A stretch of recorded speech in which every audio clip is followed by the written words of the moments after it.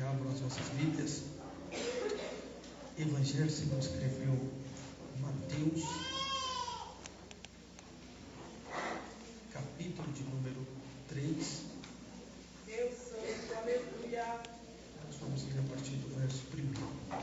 Enquanto os irmãos localizam, eu quero agradecer a Deus por essa oportunidade de estarmos aqui nesta noite, Deus, obrigado. para juntos glorificarmos o nome do Senhor.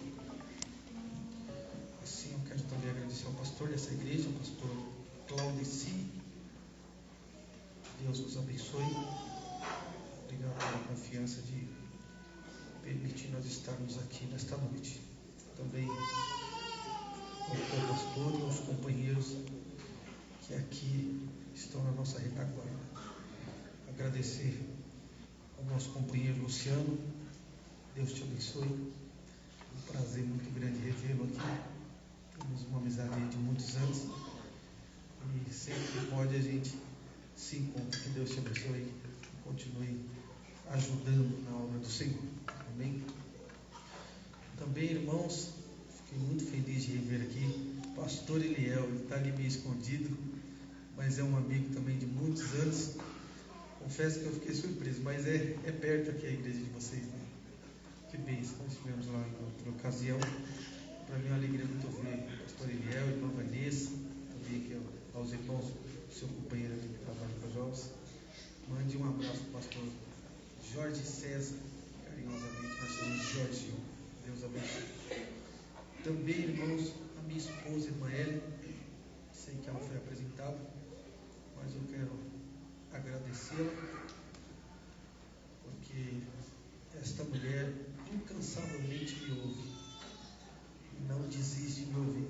Então quero aqui em público agradecer também.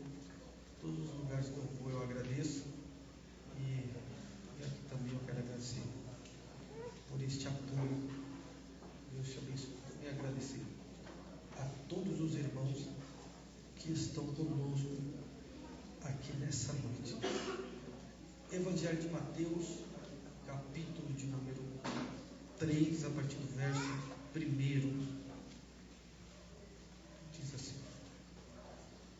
Nós vamos ler o verso 1 e o verso 2, esse que é o tema desta noite. Diz assim: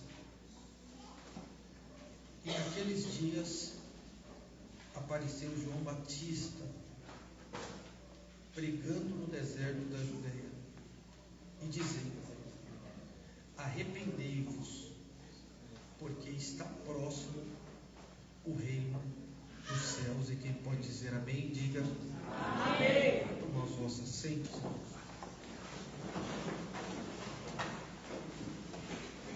Deus poderoso, aleluia. O texto que nós lemos trata-se de um período em que João Batista aparece como aquele que anuncia a vinda do Messias. E a verdade é que, num contexto histórico, na antiga aliança, Deus havia, em todo o percurso do Velho Testamento, falando e levantando profetas e líderes também que marcaram a história e também anunciaram a vinda de Jesus. Quando nós voltamos um pouquinho numa retrospectiva histórica, nós percebemos que ali no período da teocracia, que era o período do governo de Deus unicamente sobre o povo de Israel, nós percebemos que o cuidado de Deus sobre este povo, que foi escolhido a dedo, e foi o povo que o Senhor elegeu para si. Ali Deus levantou juízes, homens que tinham características peculiares, que eram só suas, mas que o Espírito Santo de Deus é os que moviam. Então, nasceu o período da monarquia. E o período da monarquia, nós sabemos que nasceu com o primeiro rei de Israel, que era Saul. Esse período, irmãos, durou aproximadamente de 100 a 120 anos, entre Saul, Davi e Salomão.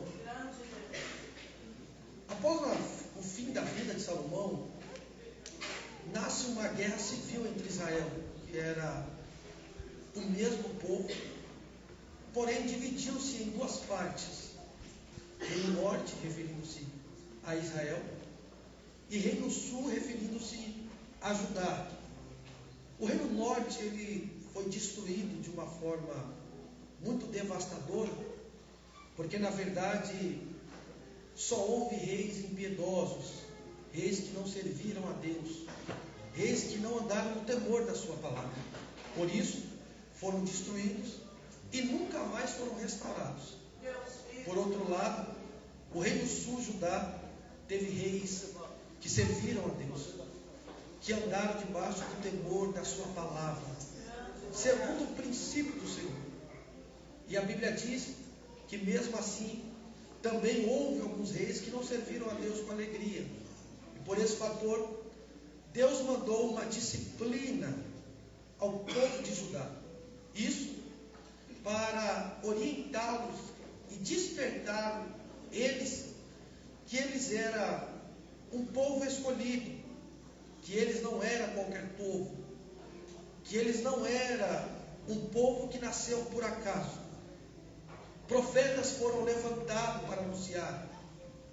E a Bíblia diz que, devido a essa disciplina, Deus manda e levanta o Império Babilônico, liderado por Nabucodonosor. Nabucodonosor era estratégico. E na verdade ele não era apenas só um rei que matava, um rei de espada e sangue.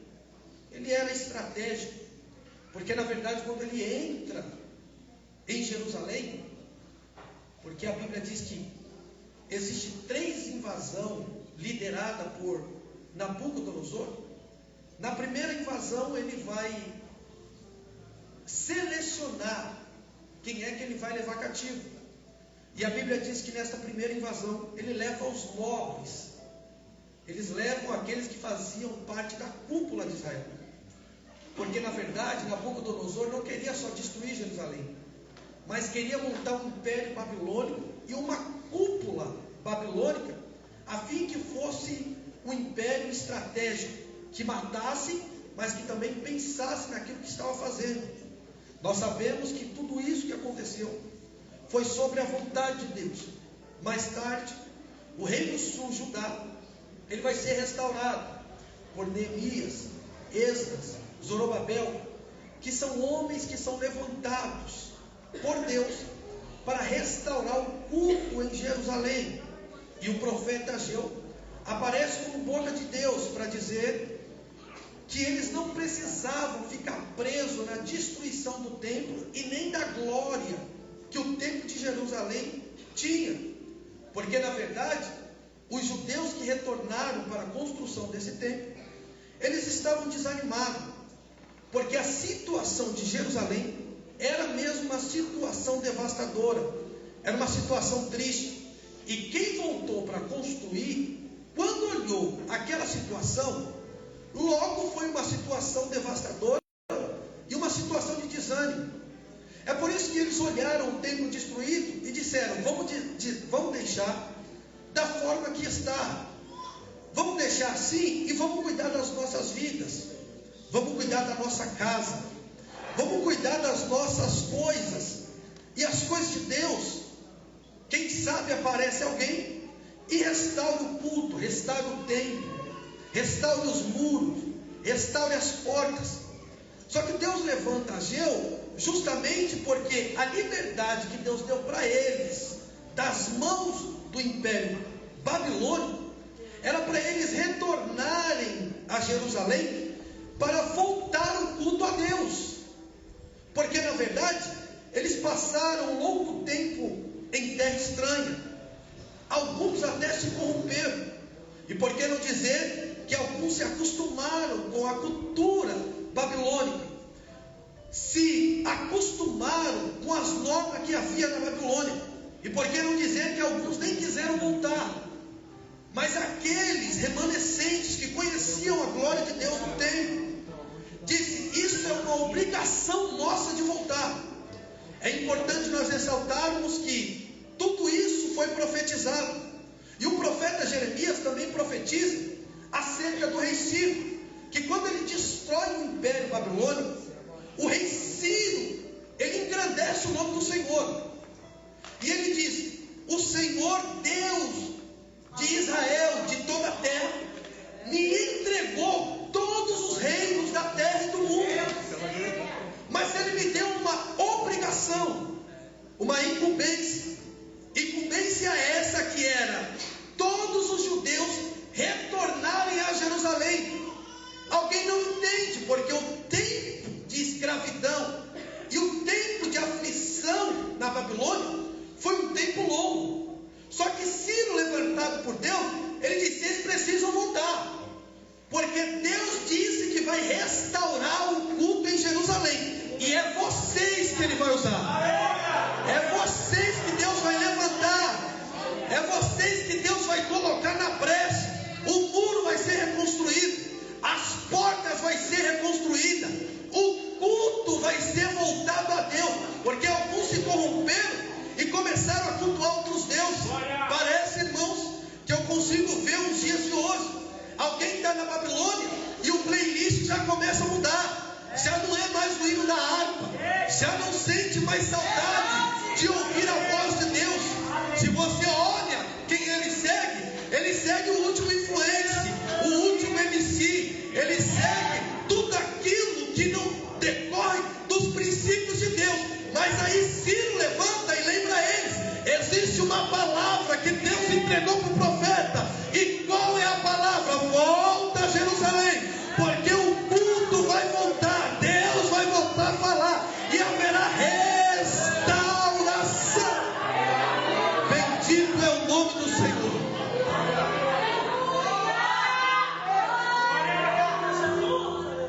Isso é tão verdade que quando Deus aparece em visão para Ezequiel, no capítulo de número 37, a Bíblia diz que quando em visão o Espírito aparece a Ezequiel, ele está em um lugar deplorável, porque a visão que ele tem é a visão de estar em um vale de ossos secos. E o título diz que é vale de ossos sequíssimos. Irmão, esta visão que Deus está dando a Ezequiel é uma visão da condição de Israel. Aleluia! Só que sabe o que é bonito nesta visão? É que quando Deus leva o profeta ao vale, a Bíblia diz que havia ossos naquele vale. Só que Deus não permitiu o profeta pisar em nenhum osso.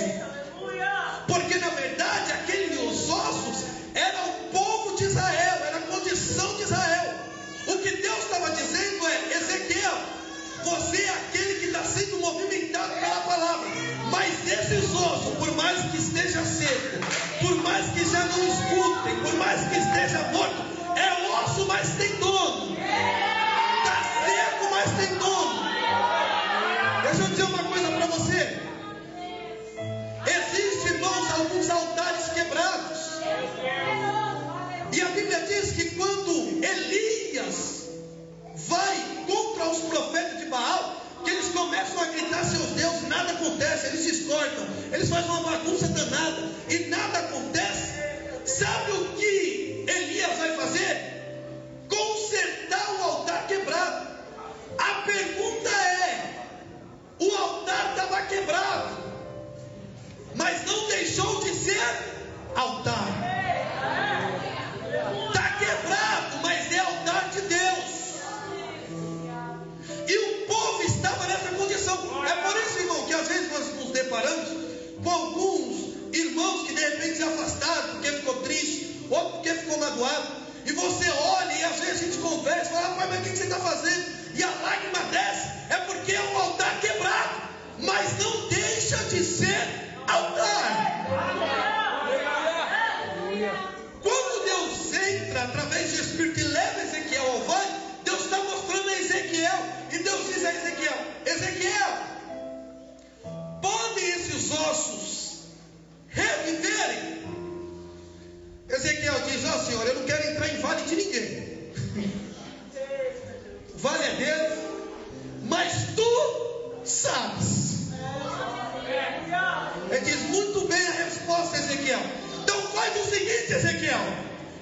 profetiza.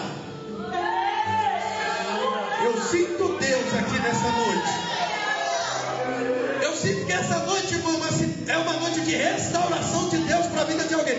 Deus está dizendo, você chegou até quebrado, mas o culto vai voltar, a adoração vai voltar, a alegria do Espírito vai voltar. Vai ouvir a voz de Deus de novo. Deus vai mudar a história de alguém.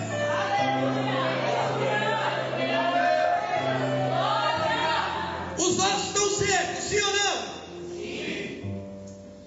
Irmãos, morto ouve.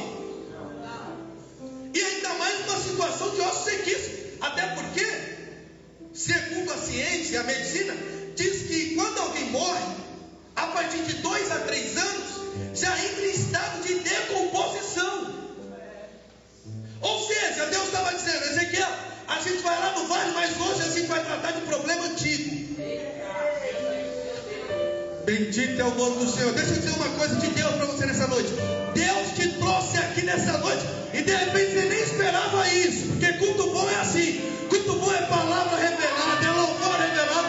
E Deus está dizendo, eu te trouxe aqui nessa noite para dizer, vou curar traumas, vou curar dores antigas, vou curar problemas de infância. Porque Deus te trouxe aqui para dizer, o que eu vou sarar, restaurar nessa noite é problema antigo. É coisa que você está carregando na alma que já era para ter saído da sua vida faz tempo. Deus está dizendo, eu vou te curar. Aleluia. Eu vou te sarar. Eu vou mudar a tua história. Sabe que, irmãos, às vezes algumas coisas começam a impedir a gente de fluir, de dar certo. E parece que é uma mágoa que fica, parece que é uma tristeza, parece que é uma palavra de alguém mal colocada. Deus está dizendo, ei, eu vou liberar o perdão. Não é porque fulano está errado, é porque o perdão vai te fazer fluir. Você mesmo vai fluir, vai fluir, vai fluir.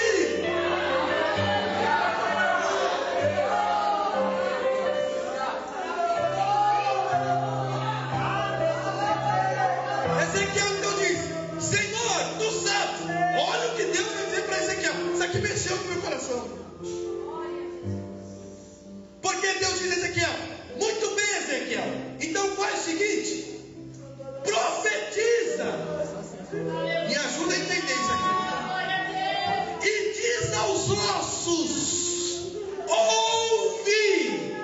Está escrito, a palavra do Senhor. Eliel, me ajuda a entender. Morto ouve. Mas quando Deus fala, altar quebrado ouve, osso sequíssimo ouve. Quem já está morto mais de 4 dias ouve. Deus está dizendo, por falta de ouvir a voz você morreu, mas por esta mesma voz você vai viver, vai ser restaurado, vai ser curado. Ouve a palavra do... Porque essa palavra tem poder. Essa palavra é imutável. O dono da palavra se movimenta. Ouve quem está vivo, ouve quem está morto, ouve quem está seco, ouve quem é osso, ouve quem é carne, ouve dentro, ouve tudo. Quando ele fala, até montanha se transpõe, porque a sua palavra...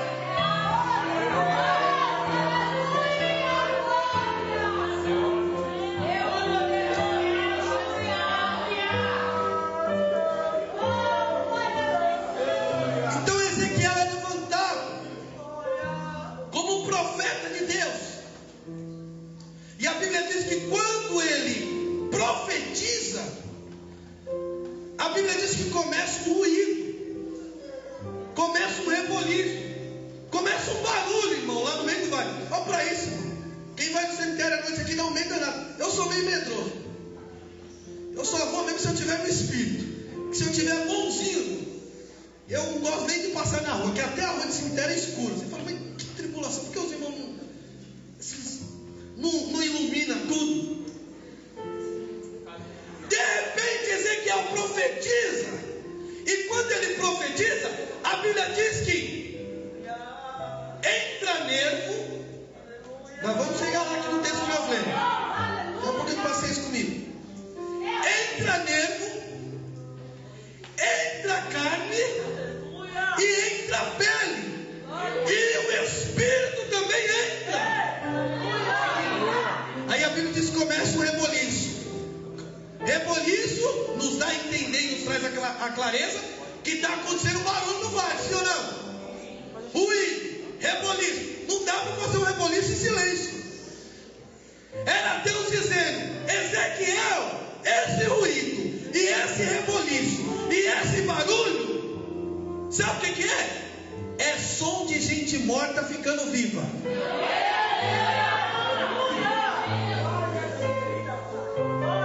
É por isso, irmão, que um culto como esse, ou seja, um culto festivo como esse, ou um culto de doutrina, ou um culto de ceia, ou um culto do milagre, que seja um culto de jovens, quando Jesus está na casa, que começa o barulho, tem gente, irmão, que chega quebrado, que chega seco, que chega destruído, mas aí Jesus entra na casa, põe carne, põe nervo, coloca o Espírito, aí até quem está morto começa a fazer barulho.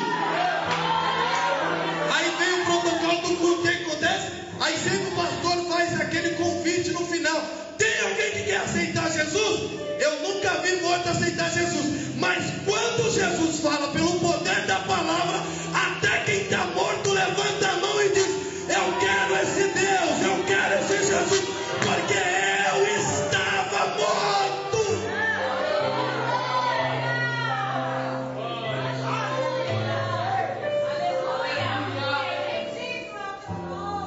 Jesus traz restauração. É por isso que é muito bonito, a Bíblia diz que entra nervo, entra carne e pele. Porque existe pelo menos, irmãos, 3 características. Primeiro, nervo significa locomoção. Alguém que machuca o nervo já não consegue se locomover. Carne significa preenchimento. Pele, cobertura. Isso aqui é muito profundo, irmão. Quem é espiritual vai entender o que eu estou dizendo. Através da profecia de Ezequiel, o Senhor estava dizendo: vocês vão voltar a andar,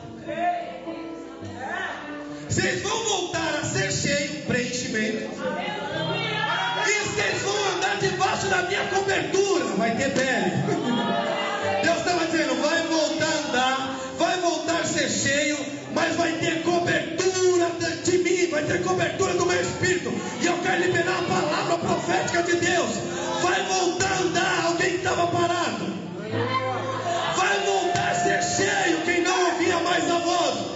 E o Senhor está dizendo: como não bastasse, haverá uma cobertura, minhas mãos estarão sobre você.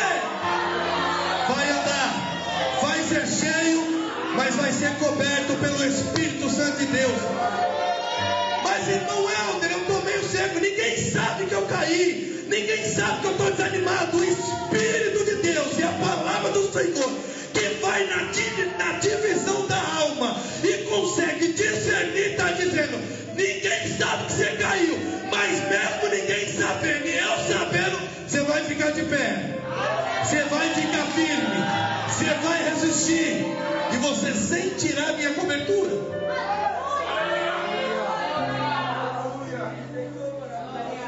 Então Deus usa Ezequiel para mostrar a condição de Israel. Só que uma restauração acontece. Deus começa a usar os seus profetas, como usou Isaías, que é conhecido como um profeta messiânico, pelo fato de ele profetizar acerca do Messias, de Cristo, de Jesus. Os profetas, tudo que foram feitos foi apontando a Jesus. Quando chega em Malaquias, irmãos, que é um dos profetas que nós conhecemos pelo fato da expressão dos dízimos e das ofertas, Malaquias, capítulo número 3, verso 10. Até Malaquias, irmãos, Deus falou. Só que quando Malaquias morre, nasce então o período interbíblico, que é o período do silêncio profético. Esse período vai perdurar pelo menos por 400 anos. É um período que não tem profeta profetizando. É um período que Deus não fala com o seu povo. É um tempo angustiante. Porque quem conhece a voz de Deus, irmãos, sabe o que é você ter que tomar uma decisão e só escutar ou não escutar nada de Deus. Só que apenas o silêncio. O silêncio, ele é atemorizante. O silêncio nos corrói. Deus fica 400 anos sem falar com o povo. Foi um período duro para o povo de Israel. Os sacerdotes estão trabalhando no templo, mas Deus não desce no templo. Os levitas estão a serviço da casa do Senhor. Não existe uma voz penada, não tem uma alma que diz assim: Deus me enviou.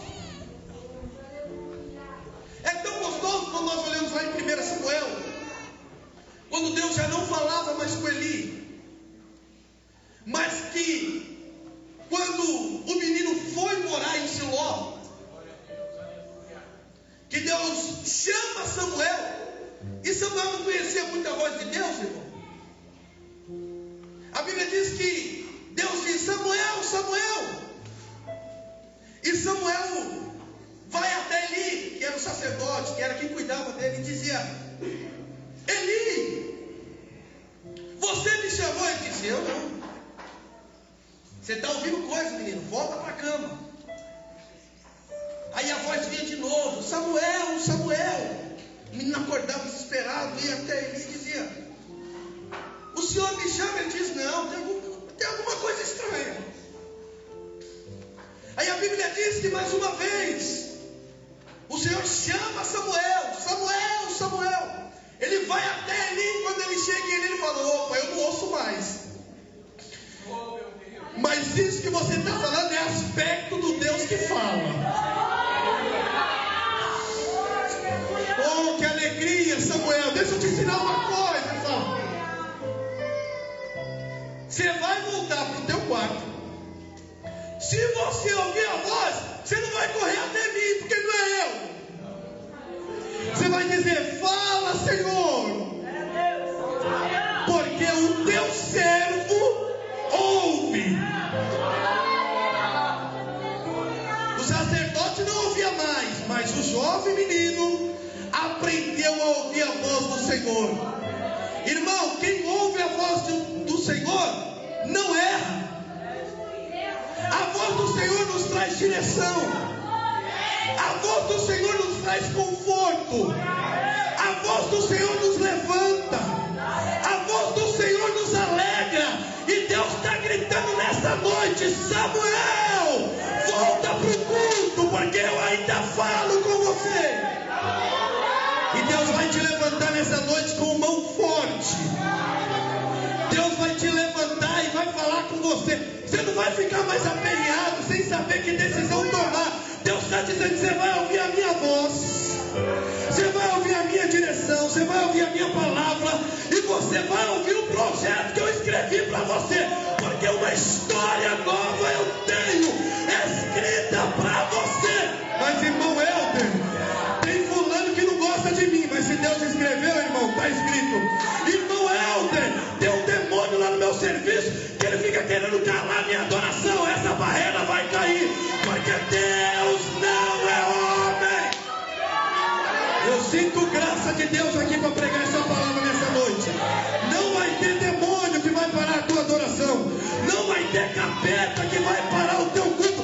Deus está dizendo: porque quando eu restauro o culto, irmão, passa a luta, vai preso, é algemado, fica no cárcere, mas o Gogó fica livre para dar glória. Aleluia! É por isso que quando Paulo e Silas estão na prisão, alguém prende ele e diz: agora acabou o culto, destruir com a vida dele. Paulo olha para si e fala: e aí? Ele fala: o Gogó está solto. Ele: vamos fazer o seguinte, vamos fazer o quê? Vamos fazer um culto na prisão, porque nós está preso, mas a nossa adoração. Oh glória, oh glória, oh glória, oh glória. O diabo não vai parar o seu culto. Irmão, não pense que eu vim pregar pra gente aqui que está vivendo o melhor momento da vida. De repente você está vivendo o seu pior momento. deserto. Mas Deus está dizendo: não deixe o diabo querer parar o teu culto. Glória ao nome do Senhor. Eu fiquei feliz aqui quando eu cheguei nessa igreja, porque quando eu cheguei, independente dos desafios, das barreiras que a gente sabe que tem para fazer um congresso, não atrapalhou o culto dessa juventude jardinaura. Alguém não dava glória, mas a irmã regia como nunca. Ninguém levantava a mão, mas o jovem cantava como nunca. Ele estava dizendo: se ninguém cantar, eu canto. Se ninguém dá glória, eu dou glória. Se ninguém levantar a mão, eu levanto, porque o culto vai ser entregue. Será que tem alguém que recebe essa palavra nessa noite?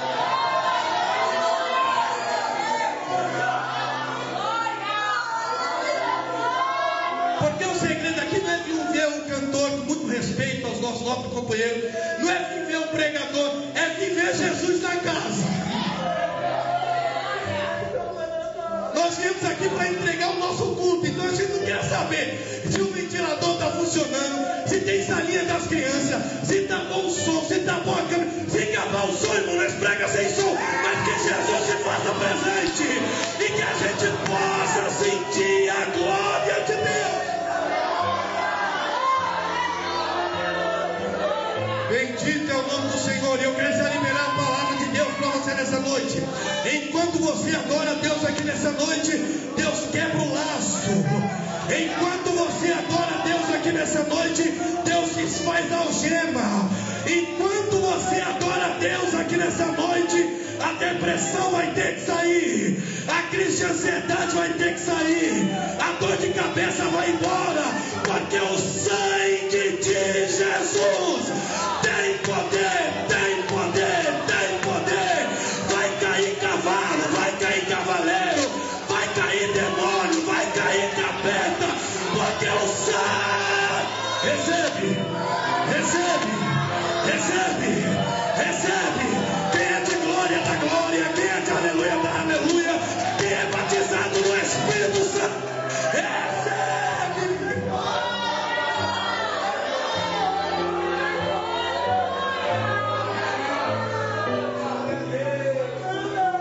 É por isso, irmão, que às vezes acontece algumas interferências.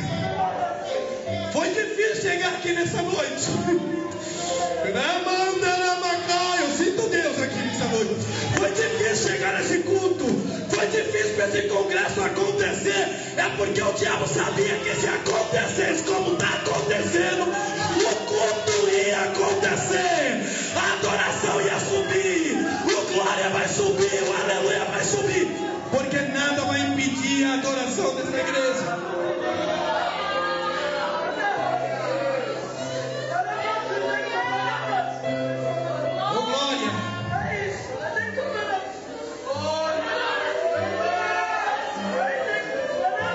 Eu estou pregando para a gente que o diabo lançou uma seta para a sua mente, que quis até desencadear algumas coisas que Deus disse: eu não estou nesse negócio, isso aí é o diabo. Ramandarabassui. E pelo poder que é no nome do Senhor, eu como ministro da palavra de Deus, repreendo essa seta.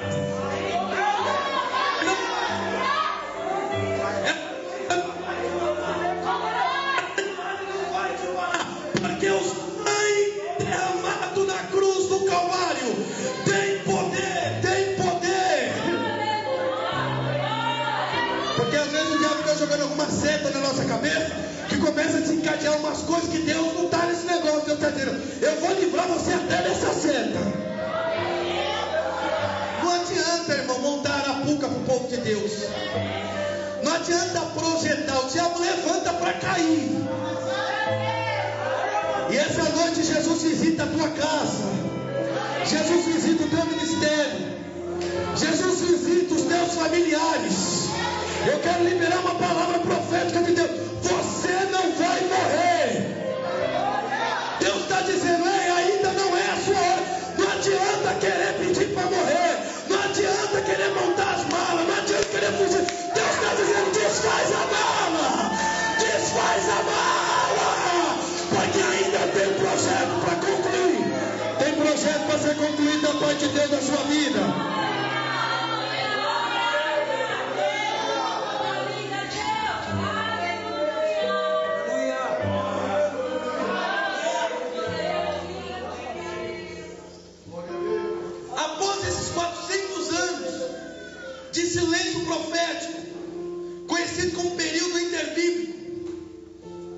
A Bíblia diz que o anjo Gabriel vai visitar duas mulheres. Primeiro, visita o sacerdote Zacarias e a sua esposa Isabel. É importante ressaltar que Isabel era estéril. E esse casal de senhores já estavam com a sua idade avançada. E o anjo Gabriel desce até Zacarias e diz: Zacarias, é o seguinte, a tua mulher vai gerar e tu terá um filho. Zacarias viu que até eu, irmão, se tivesse com mais de 80 anos, como assim, Senhor?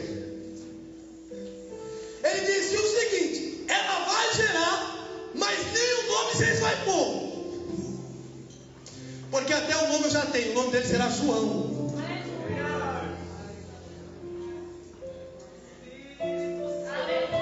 Quando o Senhor visita, a Bíblia diz que então Isabel começa a gerar esse milagre. Porque Jesus, para operar milagre, irmão, ele não depende da circunstância. Jesus não depende do território para fazer o que ele disse que ia fazer na sua vida. A gente ri, sabe por quê? A gente olha para a nossa realidade e fala: não, essa profecia não cabe em mim. Não, isso aqui não é o que eu estou vivendo. Senhor, será que o profeta não errou? Eu estou dizendo: não. Eu mudo o ambiente, mas eu não mudo o milagre que eu disse que ia fazer na sua vida. E eu estou pregando para uma juventude, para um povo que está debaixo de uma promessa de Deus. Deus está dizendo: não vai falhar. Glória. Ela começa a gerar o João, o Batista. Aí o anjo visita Maria e diz: é o seguinte, salve agraciada, você vai gerar, minha filha, o Salvador. E claro que ela ficou meio atribulada, porque nós sabemos da história que Maria era virgem, ela não conhecia ainda o seu marido. Então para ela foi uma coisa assim muito confrontadora. Só que a Bíblia diz que ela começa a gerar, e aí Isabel, melhor dizendo, Maria, vai até Isabel. Quando ela chega até Isabel, a Bíblia diz que o Espírito Santo desce no ambiente. Aí o que acontece? As crianças se alegram na barriga, irmão. Os bebês ficam cheios de Espírito Santo. É por isso, presta atenção no que eu vou dizer, é por isso que a igreja não apoia aborto. Não apoia. E esse é um dos textos básicos. Porque Jesus e João estavam na barriga, mas o Espírito Santo visitou os dois meninos, a ponto de eles se alegrarem na barriga, na gestação. João Batista, irmãos, está sendo o cumprimento da promessa que foi dito acerca de Isaías. Na verdade, o nome não é João Batista, é João o Batista. Por que João o Batista? O seu nome era João, mas o Batista se tornou um apelido pelo seu serviço de batismo do arrependimento, que é o batismo que nós conhecemos. Quem nunca ouviu uma mensagem de João Batista até os dias de hoje? Um dos animais que se tornou conhecido quando ele estava pregando no deserto, porque ele pregava num lugar que era meio desprovável, comia uma comida diferente, bebia um mel silvestre, se vestia de pelo de camelo. Ele era realmente todo diferente. É por isso que alguém não entendia.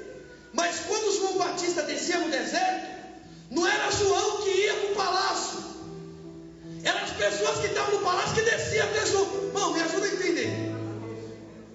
Às vezes a gente fica até querendo que tenha ar-condicionado, que tenha isso. A gente é um pouco exigente, a gente é ser humano.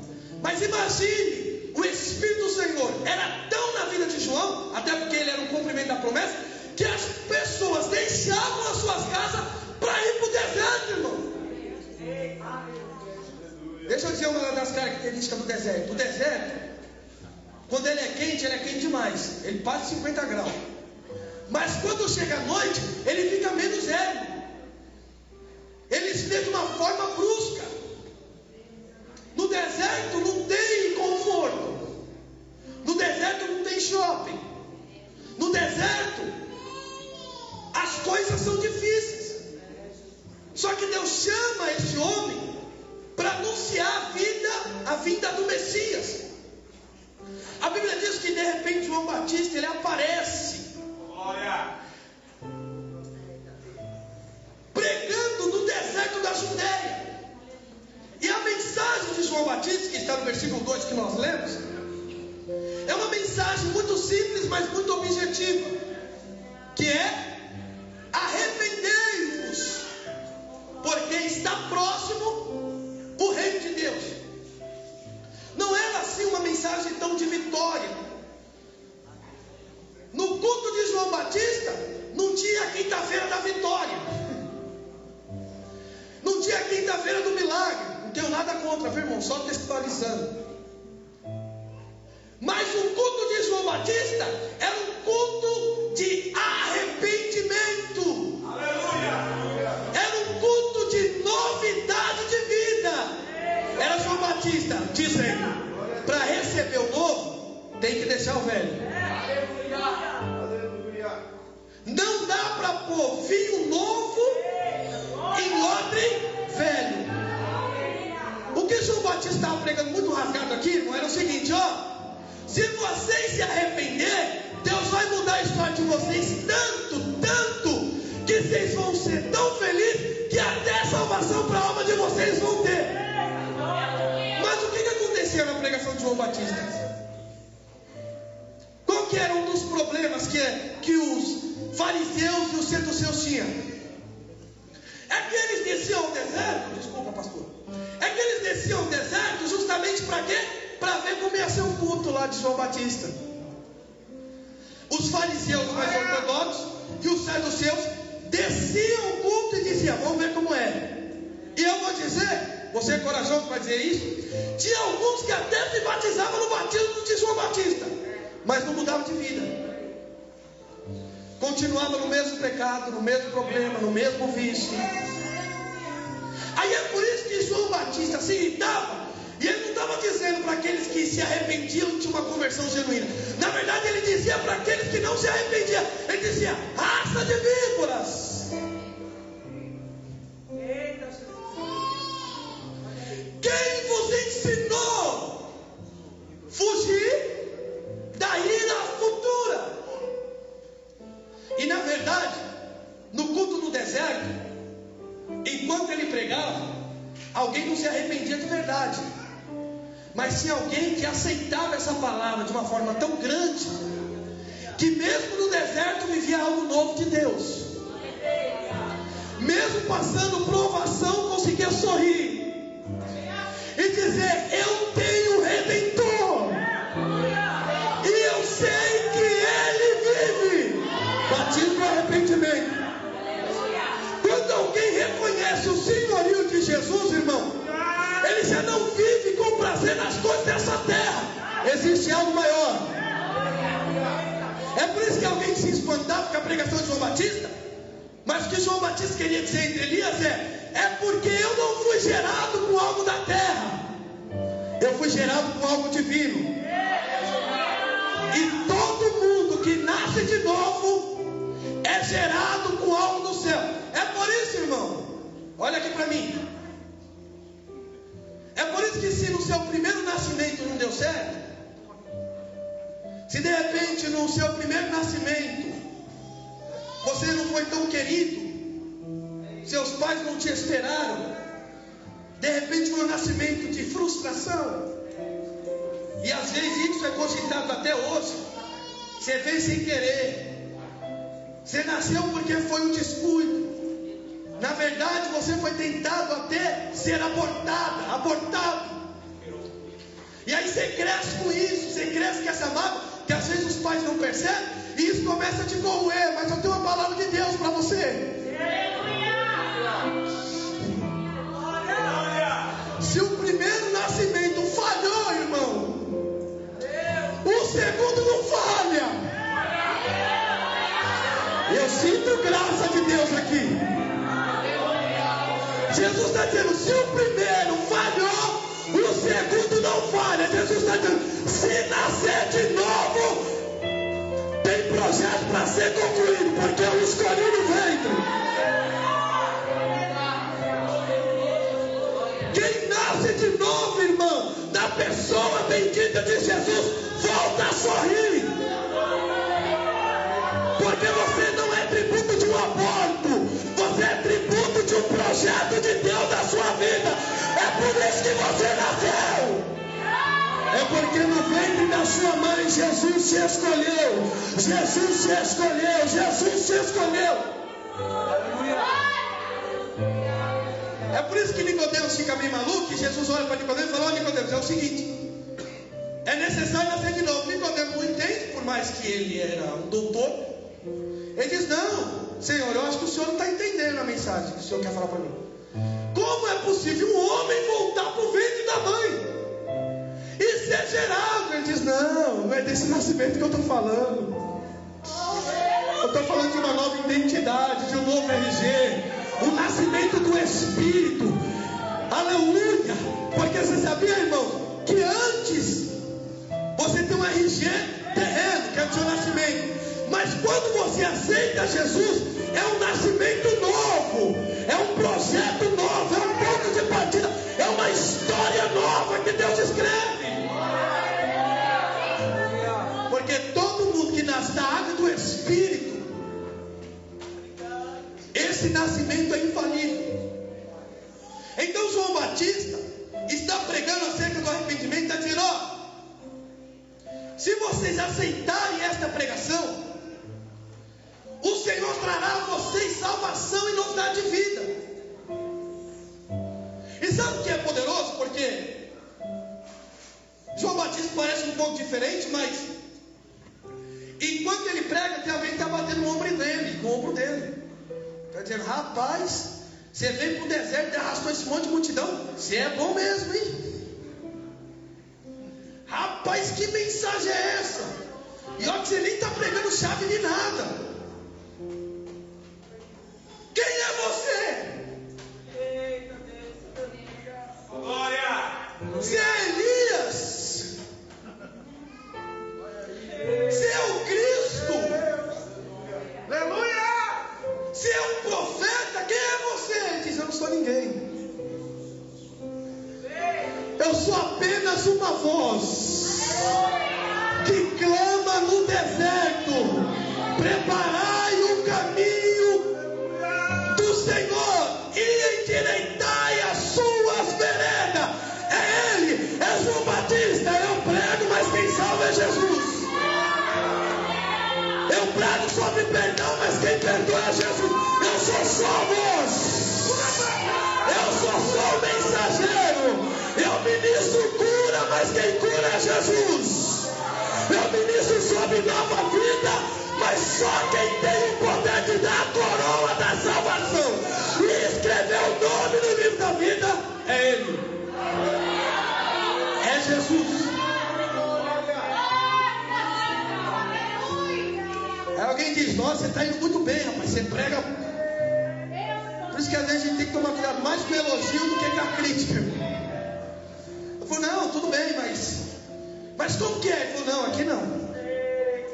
Eu sei quem eu sou e eu sei para que eu vim. Eu sou o precursor do Messias. Eu sou aquilo que Isaías diz: eu sou a voz que vai preparar o caminho para Ele. Por isso é necessário que Ele cresça e que eu diminua, que Ele apareça e que eu desapareça. É por isso, irmão, que nós fazemos o culto, glorificamos, nos vestimos, fazemos melhor para o Senhor, mas para que Ele sempre seja o primordial do culto e da nossa vida, que a glória dele sempre apareça e que a gente seja apenas uma voz.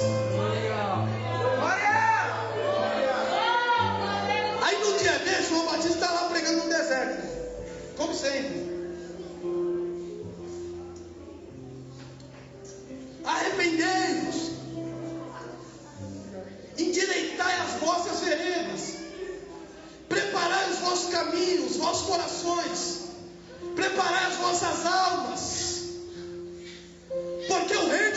chegado. E um dia desse, João está lá batizando, está pregando. De repente, irmão, olha que bonito. João Batista,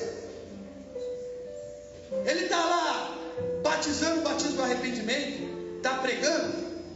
E aí, eu fico imaginando como que era ali no deserto, ali no Rio Jordão, onde ele batizava. E a Bíblia diz que ele está lá, irmão. Não sei se ele estava já aguardando aquele dia, mas tinha fila para se batizar. Muita gente foi salva, muita gente viveu o novo de Deus. Aí a Bíblia diz que de repente, lá no meio, João Batista vê quem? Jesus. João Batista para na hora o que está fazendo, porque é assim, irmão, quando ele vê Jesus no mesmo ambiente que ele, falou: opa, até aqui sou eu. É igual o pastor Luciano fez muito bonito aqui. Claro que é só um exemplo, mas o pastor chegou e falou: até daqui para cá era eu, agora é o pastor. O pastor dirige o culto. Se voltar para mim, tudo bem. João Batista estava dizendo: não, o culto até aqui foi eu. Ele grita, todo mundo fica espantado. Mas o que está acontecendo? Ele fala: eis aí! Quem, João? O Cordeiro de Deus, que tira o pecado do mundo. É Ele, o Cristo. Eu vos batizei com água, mas Ele vos batizará com fogo do Espírito.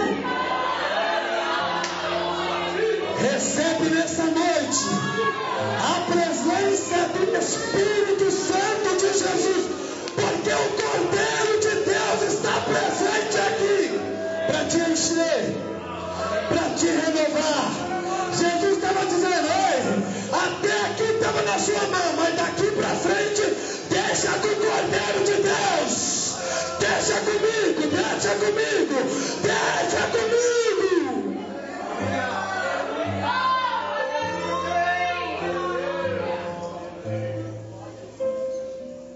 Ele diz: esse, o que vem após mim é maior que eu.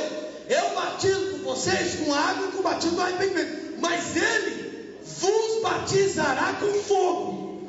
É por isso, irmão, que a igreja caminha no fogo.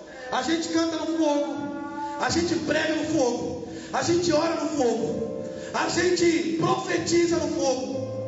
Porque se a gente deixar para não fazer isso, e é com base nesse texto, a gente acaba sendo cristãos gelados, frios, crentes normais, crentes que vai por ir, crente que vai para murmurar, para reclamar, crente que vai para procurar defeito, para ver o que está certo e o que está errado, para ver se deu certo a decoração, se ficou legal o uniforme, para ver se o pastor está ou não está, para ver se o coordenador falou alguma coisa ou não falou. É gente frio, mas gente que vem cheio do Espírito Santo. Ele não está preocupado quem vai pregar, quem vai cantar, a cor do uniforme. Ele não está preocupado, irmão, com a decoração. Ele está preocupado se o Cordeiro está lá, se o Cordeiro estiver.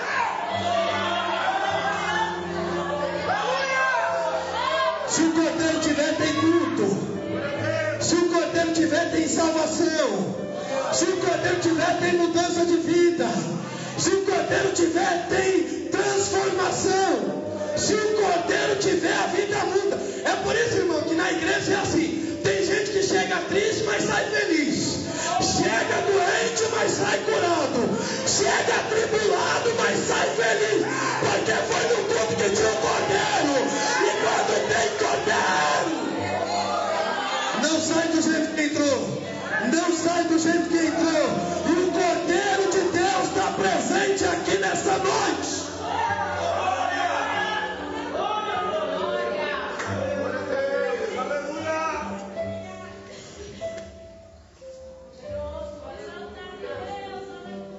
Para nós corrermos para o encerramento.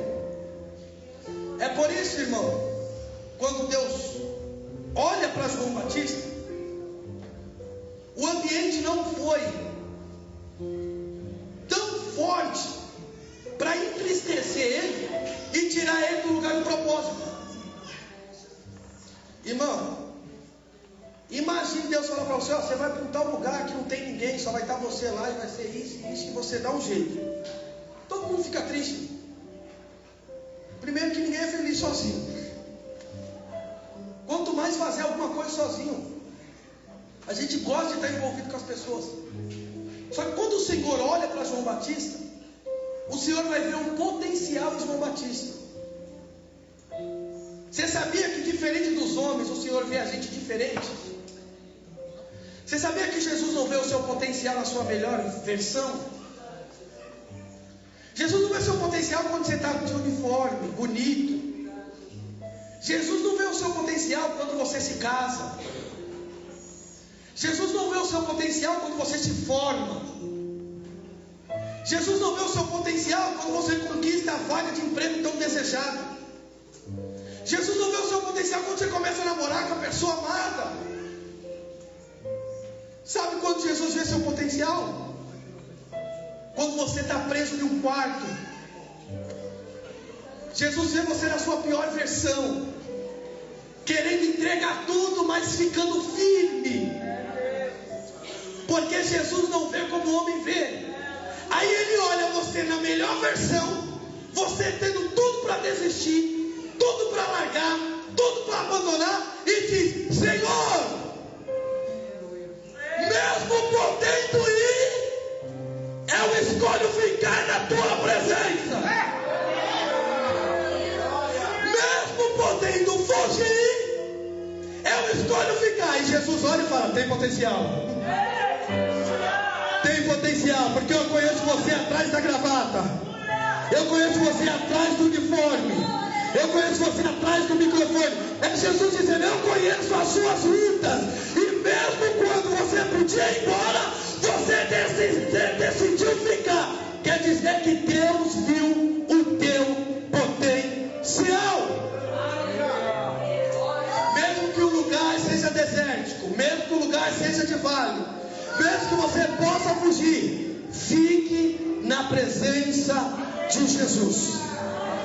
Porque essa noite Jesus tem algo novo para você. E assim eu agradeço a minha oportunidade, em nome de Jesus.